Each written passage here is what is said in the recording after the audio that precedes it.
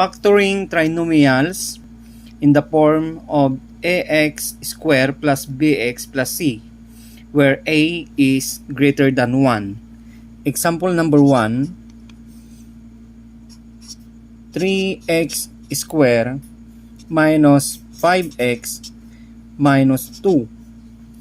So first, multiply the leading coefficient 3 and the last term, so that is equals to negative 6. And next, write all the factor of negative 6. 6 times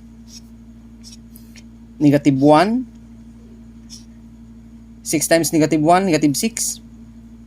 Negative 6 times 1 is negative 6. 3 times negative 2 is negative 6. And negative 3 times 2 is negative 6.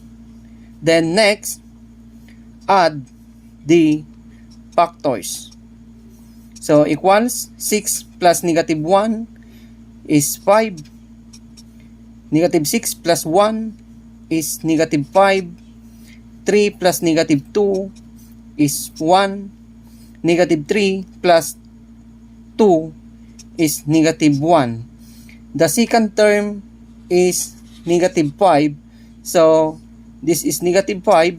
So ito ang kukunin natin na factor. So we have x times x. So negative 6 and positive 1. At dahil nagmultiply tayo ng 3, divide natin ito ng 3. So simplify. So we have x. 6 divided by 3 is 2. And 3, multiply natin dun sa x. So we have 3x plus 1. So this is the factor of 3x squared minus 5x minus 2.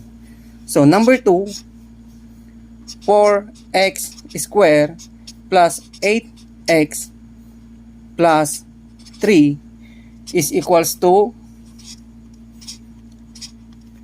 comment your answer.